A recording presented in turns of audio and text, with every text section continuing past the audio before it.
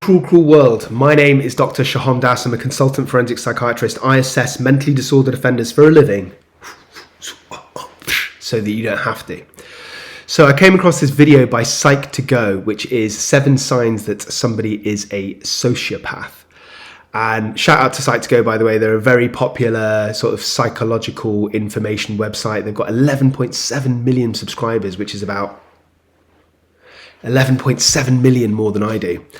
The reason that I wanted to comment on this video, I'm not trying to be cantankerous, is that the word? I'm not trying to be difficult or argumentative, but I thought that many aspects were correct, but many aspects were clinically incorrect. And I wanted to critique this video so that all y'all can learn a little bit. I mean, just to tell you before we start why I think I qualify for this, there's lots of videos on YouTube about sociopathy, psychopathy. There's lots of people that talk about this stuff. Without trying to sound arrogant, I kind of think that I'm an expert in this. I literally diagnose people formally as a forensic psychiatrist. I write court reports. I have rehabilitated many official clinical psychopaths and people with antisocial personality disorder, etc., etc. So I'm not just reading about this. I'm actually working with these people on a daily basis. Let me put it this way. If you wanted to actually learn about diabetes, would you go for a cool, snazzy video on the internet that has like really good graphics, or would you actually go for a doctor who has diagnosed and treated diabetes? The choice is yours. Anyway, enough of my arrogance. Let's get on with the video. Hey Psych2Goers, welcome back to our channel. We wanted to let you know that your ongoing support helps us make psychology and mental health more accessible to everyone. So, thank you for all the love that you've given us. As a disclaimer, we want to remind you that this video is made for informative purposes only. Please seek professional help if you think you or someone you know is struggling with a sociopathic personality. This video is not meant to provide a diagnosis for antisocial personality disorder. With that said, let's begin. Sociopathy, commonly classified as antisocial personality disorder, is characterized by behavior patterns that include...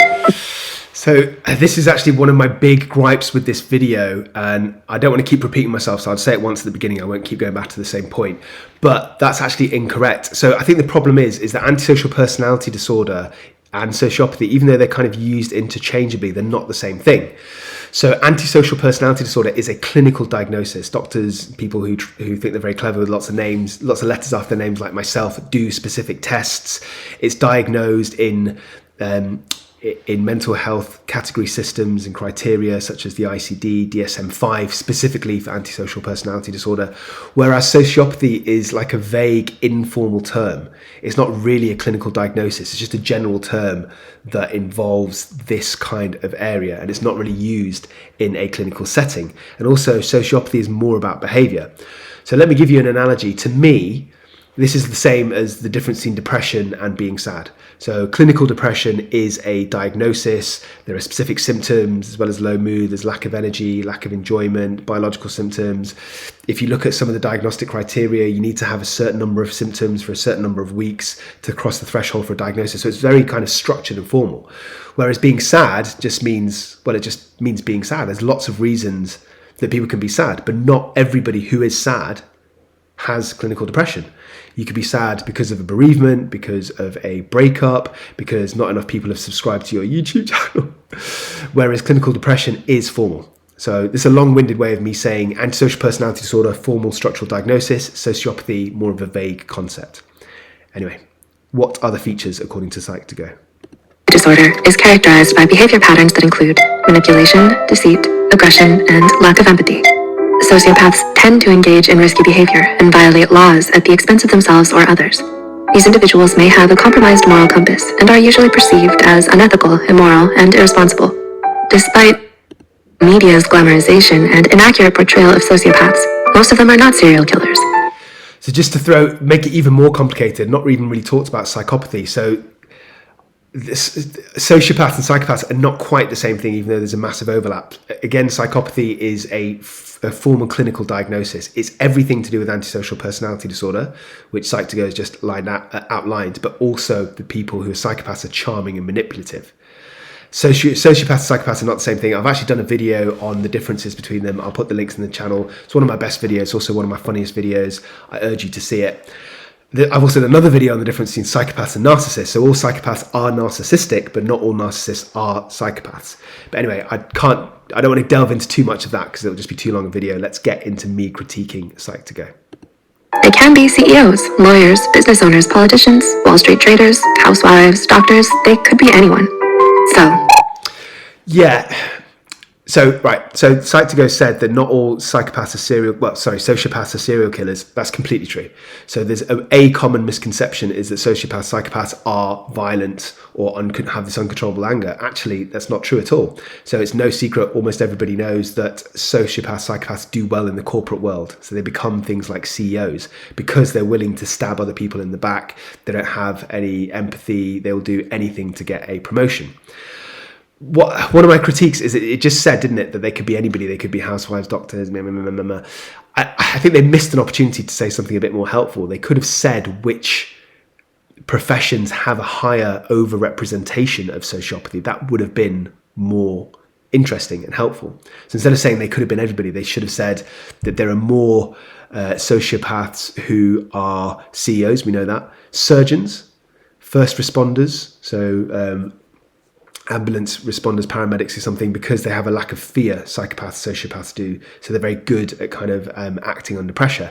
And also people in the media world. So TV presenters, for example, people who are like quite charming, quite manipulative, quite up themselves, but also are willing to kind of play the game to get up the hierarchy, maybe pushing other people away. I'm not saying all TV presenters are psychopaths, but I'm just saying that there's more than the normal population. So that's what Psych2Go should have said, I believe. Anyway, let's get into the individual signs and I'll tell you what I agree with. could be anyone. So, here are 7 signs that someone you know may be a sociopath. Number 1. Sociopaths lack empathy. Antisocial personality disorder is categorized along with other personality disorders, such as borderline personality disorder and narcissistic personality disorder. Okay, yes, absolutely. So probably the biggest telltale sign that somebody has antisocial personality disorder, even sociopathy, is the lack of empathy. That is by far the most important thing. But they also tend to be manipulative as well. So you have to have the two things together to be a sociopath. The other thing is, I think it's worth saying that you might find interesting, is they can also be quite fun and charming. So psychopaths, sociopaths, they tend to lack fear, they take risks, they're fun to be around, they're the life and soul of the party, they have this charisma, this magnetism. The other thing I didn't really like is that it said that it's diagnosed with other personality disorders such as antisocial and borderline. That's true, but there's not really a big link between those two things, where there's a huge link between being a sociopath and narcissism, for example. One defining trait is a lack of empathy. Typically, they do not feel any remorse or guilt as they have trouble understanding other people's emotions. As a result, they may emotionally hurt those around them and have difficulty maintaining relationships. They can come across as cold, harsh, callous, and unfeeling. With training and therapy, it is possible for some people with ASPD to feel love and empathy. They usually develop empathy towards a select few, namely their children, parents, or partners. So the Psych2Go said a couple of things. It said lack of empathy and lack of remorse, and they're not quite the same thing. So a lack of empathy is not feeling bad or caring about anybody, whether it's somebody you see on TV in a documentary, whether it's a homeless person on the street, it's not caring. Whereas a lack of remorse is about whether you care about the consequence of your actions, of hurting somebody that you know personally. And I think you could argue that if you have a lack of remorse, then you automatically have a lack of empathy, but not necessarily the other way around, if that makes sense. And the other thing that Psych2Go didn't mention is that, classically speaking, people with antisocial personality disorder can have empathy to some people, like people, their good friends, their partners, their wives, their husbands, their children, you know, in a kind of selfish, very insular way, the people around them, rather than work colleagues, for example. But almost by definition, psychopaths can't. They can still be in a marriage, they can show affection, but they can't feel true, deep emotional love. That's what makes them a psychopath or a sociopath. They're manipulative. Sociopaths have a talent for manipulating others. They're opportunistic and highly ambitious individuals. As such, they rely on emotional or physical manipulation to get what they want. Some techniques that they use to manipulate others are gaslighting, lying, flattery, blame, and threats. So again, I don't want to keep repeating myself, but I think the problem with this video is that it's conflating or it's confusing antisocial personality disorder and psychopathy stroke sociopathy. So with the utmost respect, I disagree with this, because antisocial personality disorder people aren't manipulative. If they were manipulative and they've got everything else, then they are a sociopath. Do you see what I mean? So that's the difference. say they are dangerously charming. Charm is part of the game. Sociopaths use their charisma and charm to attract others, specifically those who are more vulnerable than themselves. They will feign concern or kindness to get people to believe them and establish a sense of trust. That way, it becomes easier to manipulate them. Yeah, I agree with that, completely agree with that. So they are very good at picking out victims, like con artists, people like that.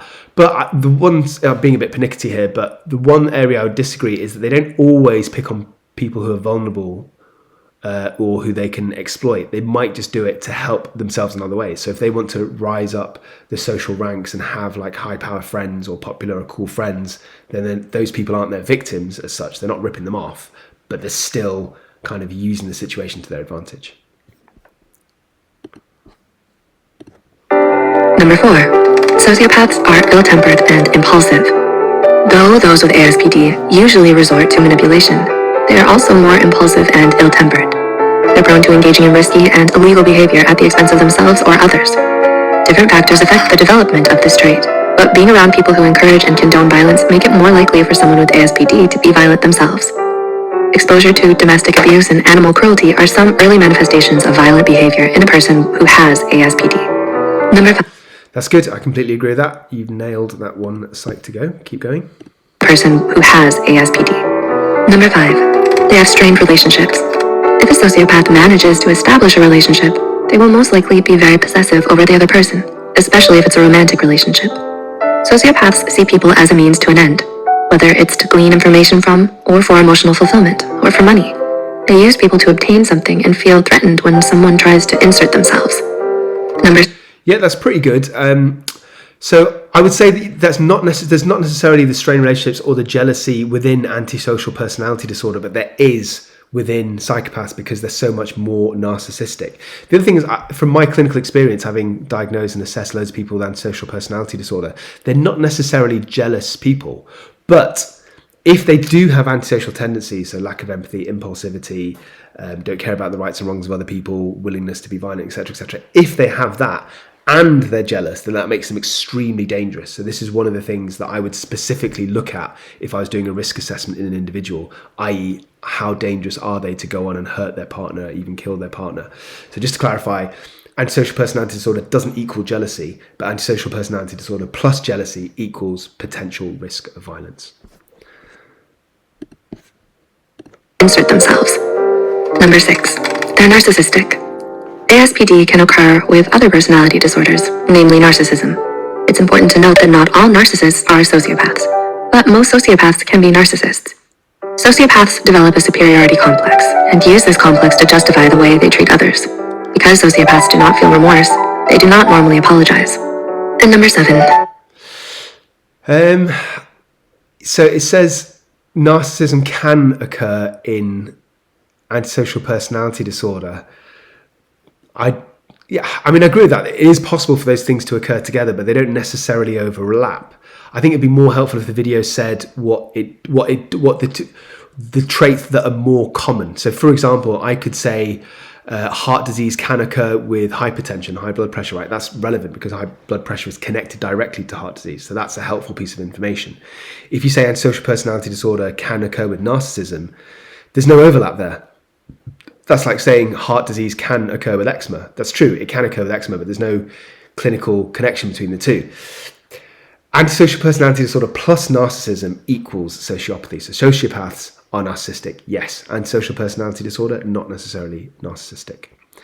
And they also said they don't apologize unless they don't apologize because of the lack of remorse. I'd politely disagree with that because they might apologize if it serves their purpose. If a sociopath realizes that they can mend a broken relationship, or they're about to lose a partner, or they've offended somebody that they don't particularly care about because they lack empathy and lack remorse, but it's in their interest to please this person or to apologize to this person or to have them on side, they might apologize in those circumstances. So I don't fully agree with that. They find enjoyment in others' suffering.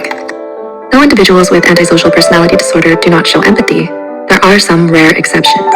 Sadistic antisocials use empathy to experience their target's suffering and to derive pleasure from it. Do any of these signs describe?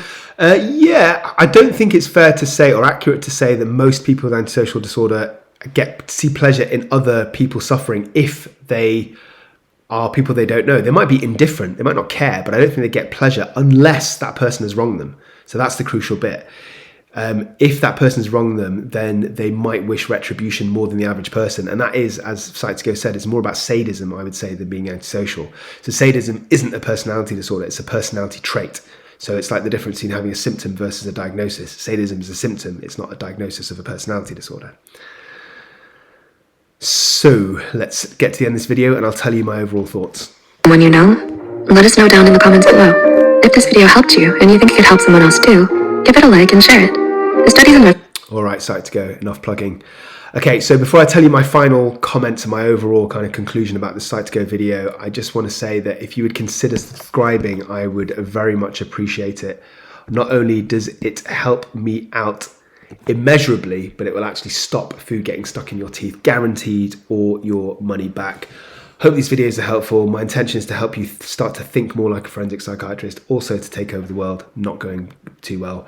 Recently, I've done some more videos like about Dr. Dre and depression and trauma and Busta Rhymes, Jada Pinkett Smith and suicide, pros and cons of having children, all kinds of things. So go chickadee check it out. Final thoughts in this video. I think Psych2Go has got a few things right, but with the utmost respect, I disagree with some issues. I think basically the main problem that I have with this video that keeps coming up is they're confusing antisocial personality disorder with sociopathy, with psychopathy, as if all three are the same thing, and they are not. Anyway, enough rambling for me. Peace. Have a blessed day.